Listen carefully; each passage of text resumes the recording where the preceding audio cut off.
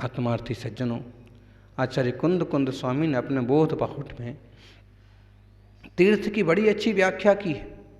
अक्सर कर लोग तीर्थ का अर्थ समझ लेते हैं कि शिखर जी, गिरनार जी, कैलाश पर्वत। समझना भी चाहिए, प्रसिद्ध है, व्यवहारिक है। चंपापुर, पावापुर, मुक्तागिर, सोनागिर, कुंजवन, उदगांव, श्रवण बेलगोल, कनकगिरी, कुंभोज, कुंथलगिरी, ऐसे आप तीर्थ की बात करो तुरंत ये ध्यान में आता है। आना भी चाहिए क्योंकि लोग व्यवहार में यही तीर्थ कहलाते हैं। लेकिन कुंद कुंद स्वामी ने थोड़ा हट करके बात कही है। वो बात हम आपको कहते हैं। वैसम्मत विशुद्धे पंचेन्द्रिय संजदे निराभिखे न्यायु मुनि तिथे दीक्षा शिक्षा सुध्यानेन। व्रत सम्यक्त से विशुद्ध, पांच इंद्रिय से संयत, पांच इंद्रियों को जीतने वाले, निरपेक्ष, ख्याति, पूजा, लाभ, प्रतिष्ठा की कोई चिंता नहीं। वहाँ जाएंगे तो ज़्यादा नाम होगा, ये कार्यक्रम करेंगे तो हम महान कहलाएंगे, ऐसी कोई योजनाएं जो बनाते नहीं बैठते हैं।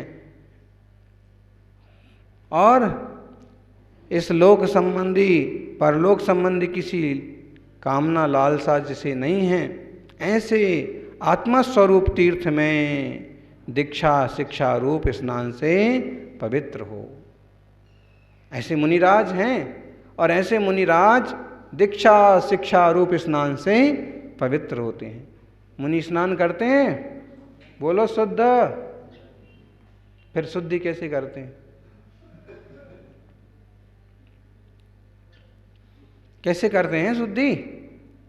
इतने हाथ धो लेते हैं, इतने पांव धो लेते हैं, घुटने से नीचे सिर धो लेते हैं, मुंह धो लेते हैं, हो गई शुद्धि। स्नान नहीं होता है, यूं उड़ेला।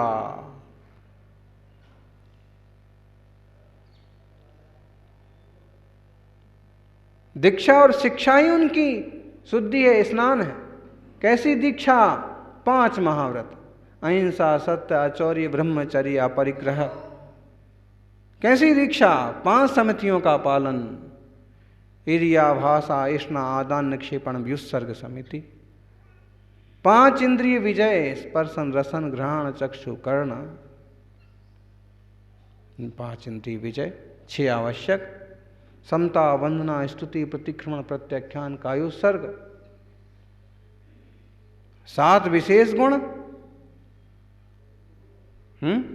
केश लॉन्च करना, दिगंबर रहना, भूमि शयन, जमीन पर सोना, खड़े खड़े ही आहार होना और वो भी एक बार ही होना, स्नान नहीं करना और दांत नहीं धोना। स्नान किया, एक मूल गुण खत्म। दांत चमकाए, एक मूल गुण खत्म। कितने मूल गुण रह गए? 26। परिग्रह रख लिया, एक और मूल गुण खत्म। 5 इंद्रियों की विषय वस्तु चाहिए, 5 मूल गुण खत्म। रहा क्या फिर? अंतरंग में निर्मलता है, ये कैसे मालूम पड़ता है? बाहर के त्याग, साधना, व्रत, उपवास, मूल गुणों की आराधना से वो होना चाहिए। तो ये जो मुनि हैं, ये दीक्षा शिक्षा में स्नान की, इस टाइप की तो हो गई दीक्षा जिसमें उत्तम क्षमा आदि 10 धर्मों का भी पालन किया जाता है। वो ही स्नान है उनका। 12 तप किए जाते हैं, वही स्नान। और फिर शिक्षा क्या है? शिक्षा में 2 बातें लिखी हैं। स्त्री प्रसंग से दूर होना और दूसरी सबसे बड़ी शिक्षा 12 भावनाओं से सीखते रहना। 12 भावना का हमेशा चिंतन करो। अनित्य, अशरण हैं। अभी वह व्यक्ति आशीर्वाद ले रहा है, आशीर्वाद लेके गया है, घंटे भर बाद समाचार आ गया, 2 दिन बाद समाचार आ गया वो तो कोरोना पॉजिटिव है, हैं?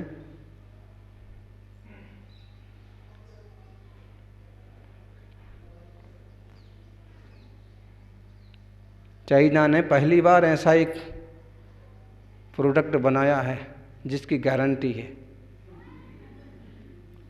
कि जिसको लग गया एक बार तो लग गया, और 101% ऊपर जाने की संभावना है। कोई बच जाए, भाग्यवान जीव। बताइए कितनी अनित्यता है। ढेर लोग हैं हमारे साथ, सब की सब हमारे हैं क्या? जब अपने पर बीतती है तो दूर दूर खड़े हो जाते।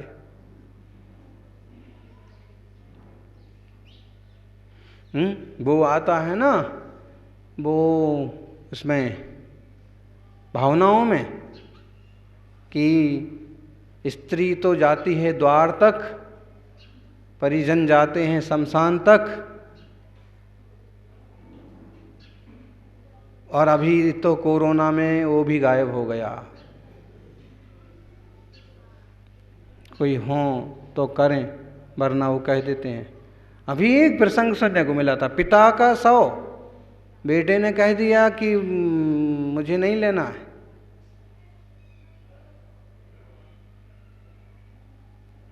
कोरोना इससे मालूम पड़ता है कि बाहर रिश्तों के मेले हैं, लेकिन दुनिया में हर शख्स अकेले है। ऐसी शिक्षा लोगे तो स्थिरता बनी रहेगी, मार्ग में रहे आओगे। अनित्य आश्रम संसार एकत्व अन्यत्व, असुचि आश्रव संबर नजरा लोक बोधि दुर्लभ और धर्म भावना हैं।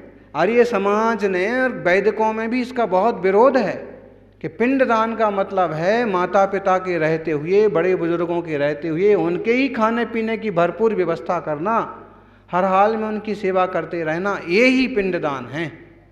मरने के बाद कोई पिंडदान और श्राद्ध की जरूरत नहीं है। ऐसा आर्य समाजों का तो पक्का, वैदिकों का, कि पिंडदान ये श्राद्ध इस टाइप से नहीं है। श्राद्ध का मतलब है श्रद्धावान होना।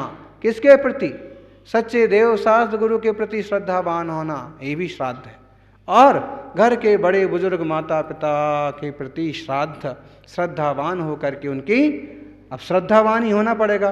वो कमाई तो कुछ कर नहीं रहे हैं, खाट पर लेटे हैं, कमजोर हैं, अस्वस्थ हैं। आप श्रद्धालु हो उनके प्रति तो आप सेवा करोगे, और आप उनके प्रति श्रद्धालु नहीं हो तो हैं बुढ़ा मरे ना माचो दे। मरते ही नहीं है, बोले 90 साल के हो गए, 95 के हो गए।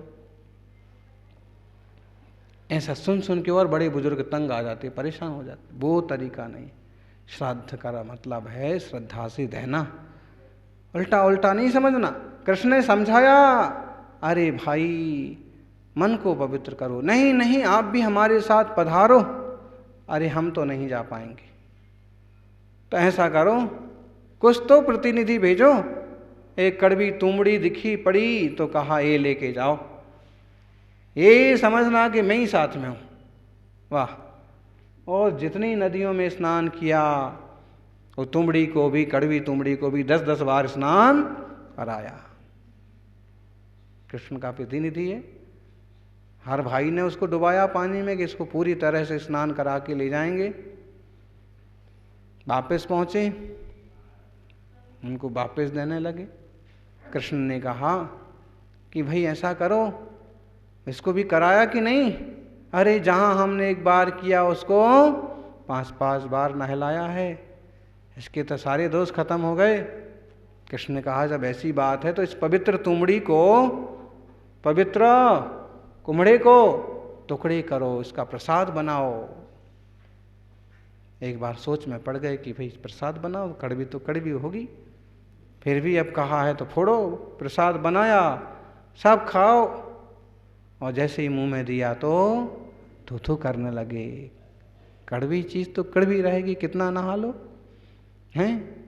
बहु देह मैली सुगुण थैली सात गुण साधु लहें।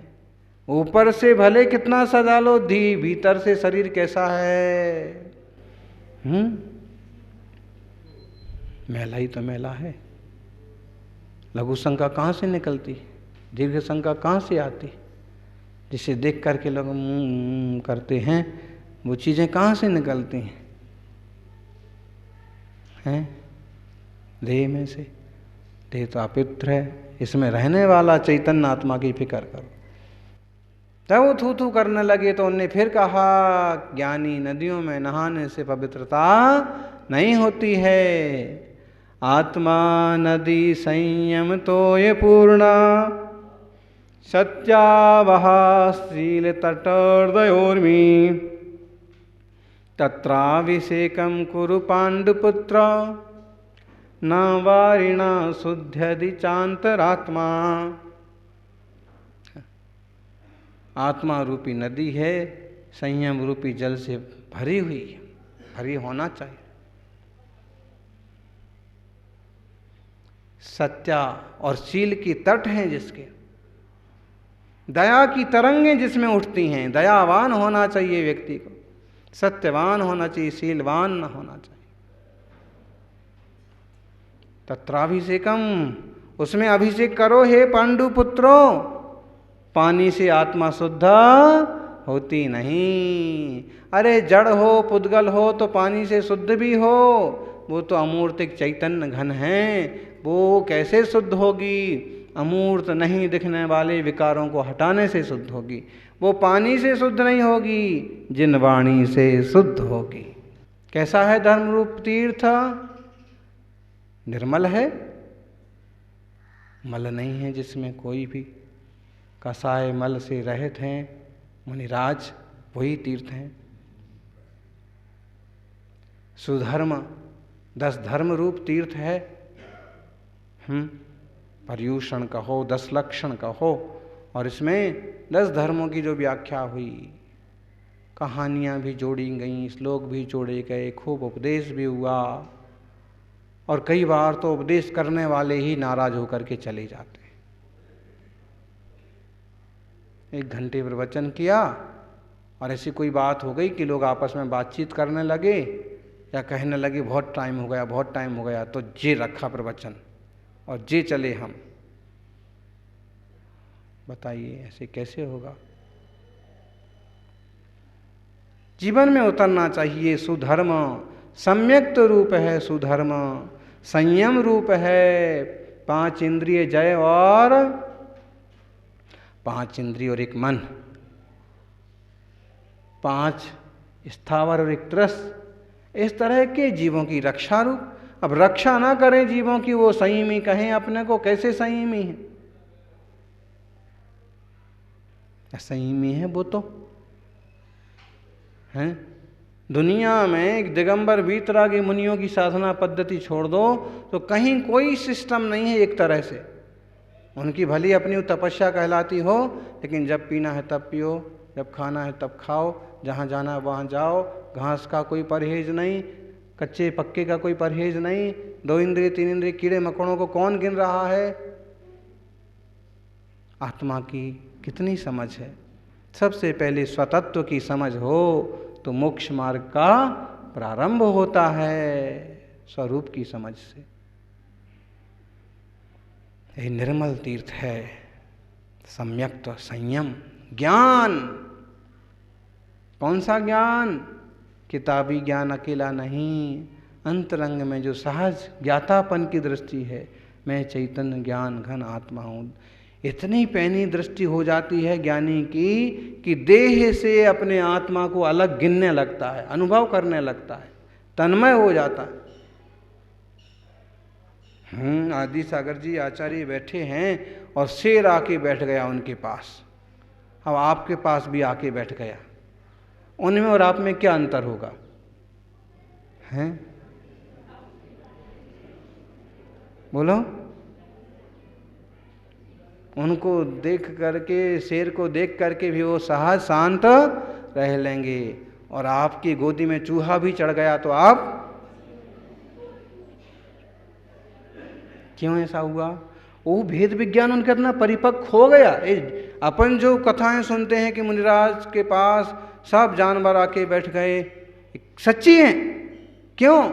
वो इतने साफ सुथरे, इतने निर्मल हो गए कि सांप भी गोद में खेलता रहता है, ना उन्हें कोई रिएक्शन और ना उसको कोई भय, ना इन्हें उसको भगाना है और ना उसको एक डर है। तो फिर बैर और युद्ध और एक दूसरे को मारने काटने का भाव ही नहीं है, आराम से रह रहे हैं।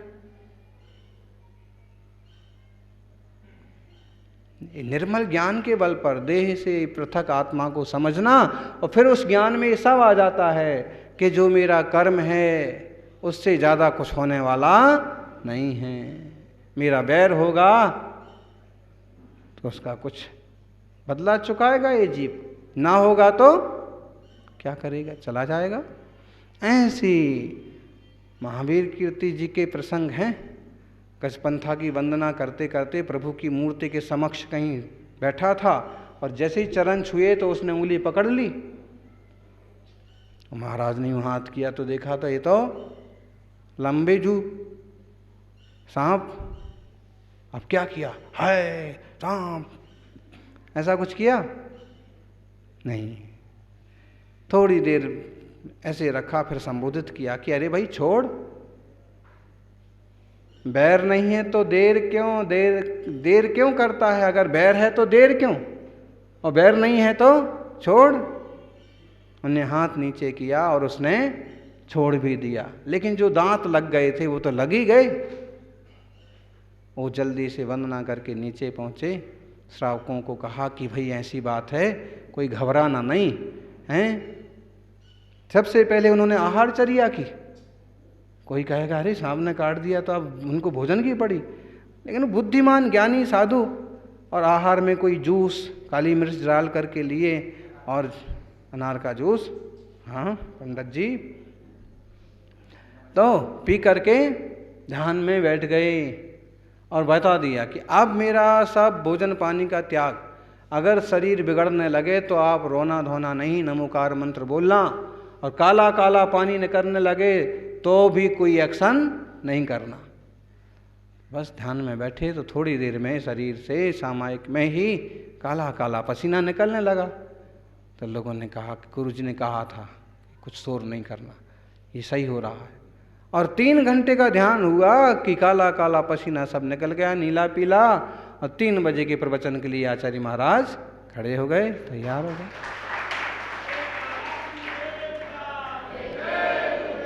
दो चीजें, बाहर की क्रिया अपने ढंग से की और ध्यान और जाप और मंत्र की क्रिया अपने ढंग से की। ऐसे मुनि ही तीर्थ हैं। ऐसे जिन मार्ग में जो शांत भाव से साधना करते हैं, ऐसे मुनि श्रावक भी इन गुणों का अनुसरण करें तो सबका उत्थान होगा, कल्याण होगा। जय बोलिए 24 तीर्थंकर भगवान की।